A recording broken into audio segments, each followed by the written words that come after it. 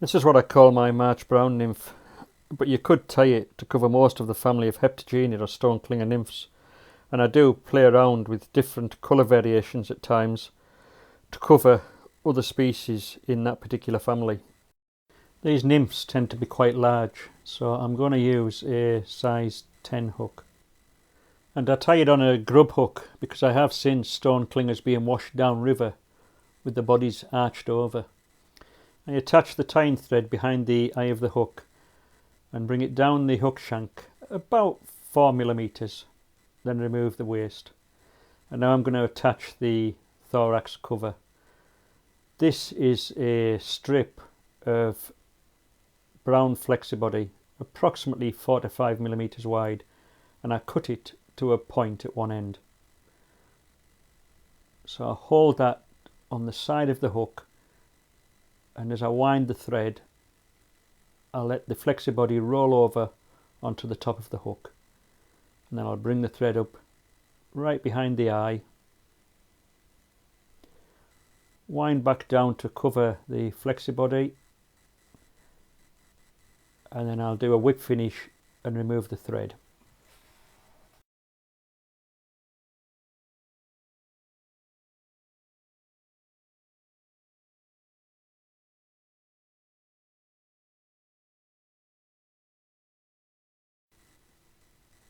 Once I've removed the thread, I'm going to add the weight.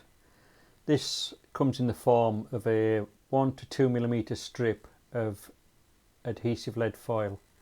So I start about halfway down the hook and wind in touching turns back up towards the eye. Once I reach the eye, I'm going to come back approximately 3 turns and then go back over those 3 turns towards the eye and use up all of the lead strip, which is about 50mm long. Now I'm going to reattach the thread to the hook, and I'll attach it directly behind where I started the lead strip, and then I'm going to wind down the hook towards the bend.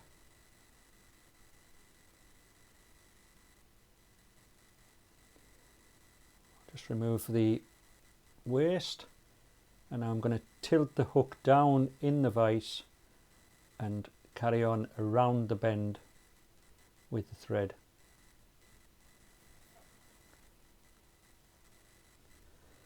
I'll bring the thread just round the bend of the hook, and then we're ready for the tail.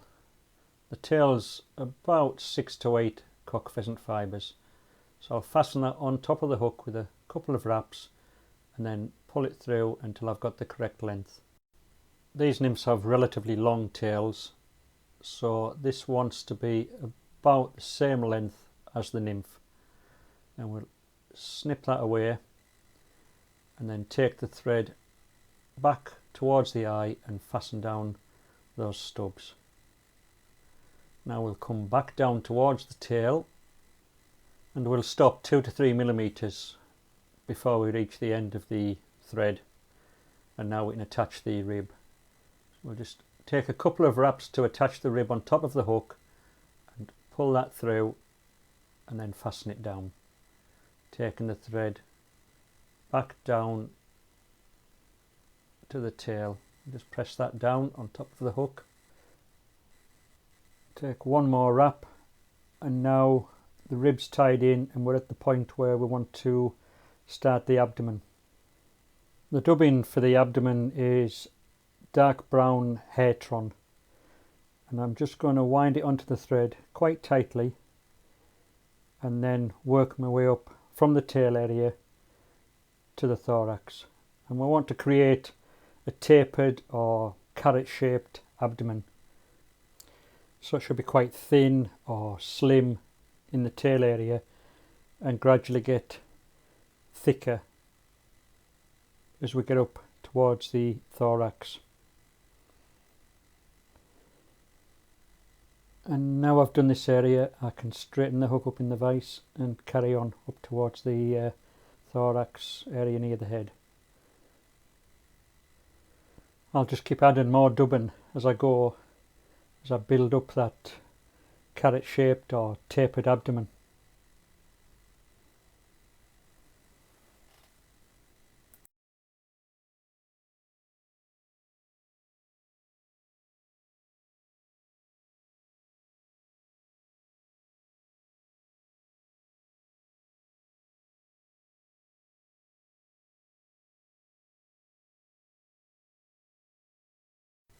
Now I'm in this position, I can straighten the hook up in the vise a touch more and then carry on up.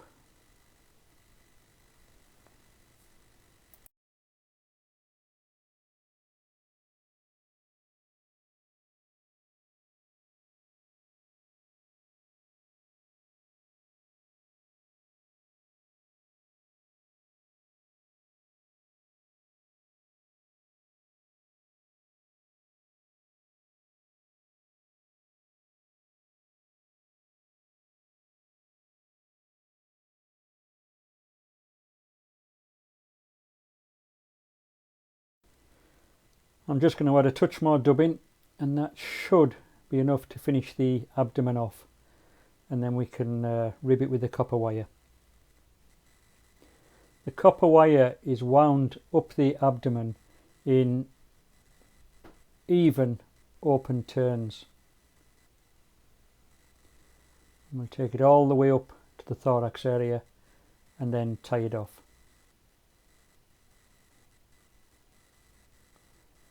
That's it, we can tie that off now and remove the waste wire.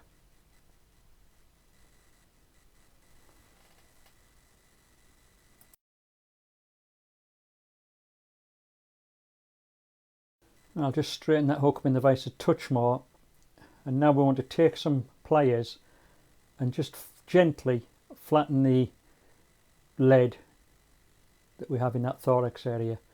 The heptagenids have quite a broad head, so flattening that lead just spreads it out a bit and helps us imitate that broad head when after it's dubbed. Now that's done, I'm just going to wax the thread to give us better adhesion for the coarser hare's ear and ice dub mix that we're going to use in the thorax. And then I'll start right behind the eye.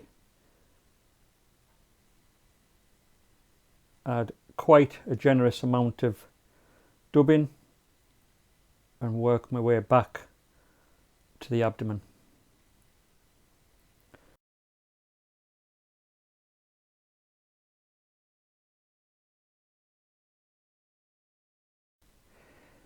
This won't look very pretty initially, but I'm always very generous with the dubbing in the thorax area, so that I'll have plenty to pick out later with the dubbing brush, and hopefully that'll give the impression of legs or some movement as the nymph is washed down the river.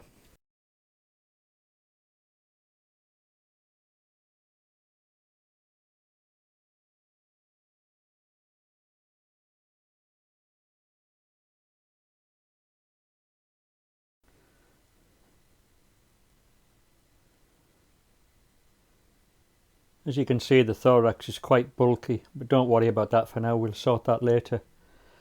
Now I'm approaching the abdomen. I'm just going to run the thorax onto or slightly overlapping the abdomen. You'll notice with these stone clingers, the thorax and abdomen are pretty equal in length. So I want to keep going until I reach somewhere round about the halfway point on the nymph. And then we'll be ready for the thorax cover. So now I'll just fold the flexibody back over the nymph, and I'll hold it in position over the thorax while I make a cut with the scissors, approximately 3 to 4 millimeters back from the thorax. And then I'll fold it back over, take the scissors again, and I just want to taper that section of flexibody. So I'll take a little snip out of each side, and then I'll turn the hook in the vise so you can see what I've done. There you are, it's just tapered slightly on each side. Now because it's shorter, I'll take some hackle pliers and grip that flexibody and use them to fold it over. You'll see I'm just stroking any hare's ear and ice dub fibres forward as I take the flexibody back, so I don't trap too many pointing backwards. Now I've taken a couple of wraps of thread to hold it in position. I can remove the hackle pliers and then do a whip finish so I can remove the thread.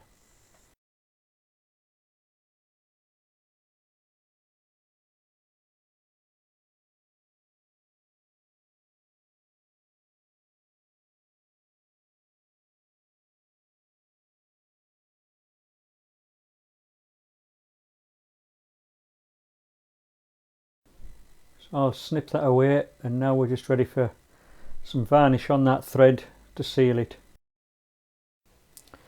I normally make a few of these nymphs in one session, so once it's varnished I would take it out of the vise and leave the varnish to dry while I was tying another nymph.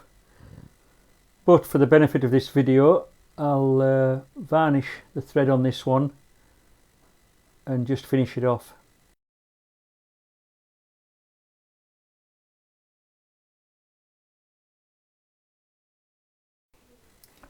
I'll just put a touch more varnish on the top.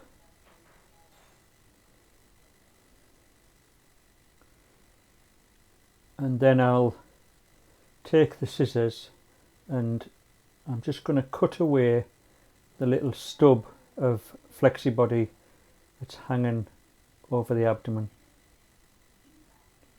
And then once that's done, I can take the Velcro dubbing brush and start brushing out the hare's ear and pearl eye stub fibres. Give it a good hard brush to pick out as many fibres as you can. Obviously you don't want to strip them all out and strip it bare, but this is why I give it a generous dubbing when I put the thorax on, and it's surprising how much you can work away to pick those fibres out and getting it looking the way you want it.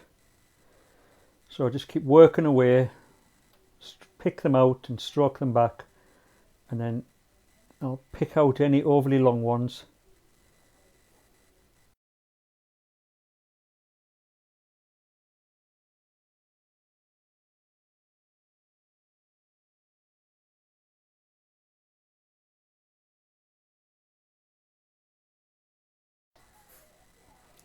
And then once I'm reasonably happy that I've got it how I want it, I'll get the scissors and just start tidying it up.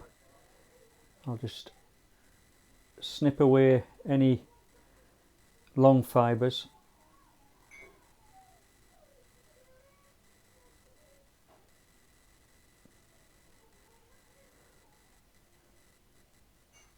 Now I'll just turn it upside down in the vise and trim the underneath, and that wants to be trimmed quite tight into the body. I don't want any fibres hanging down at all.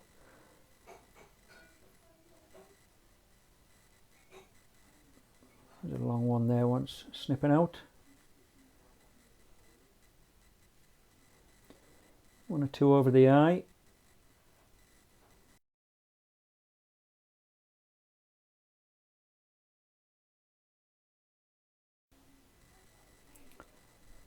And I think that's it.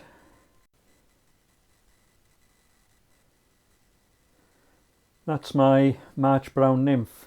I'll just let you see it from a few different angles, and hopefully you'll see what I've been trying to achieve with it. Just gives a general impression of a flat-bodied, stone-clinging nymph.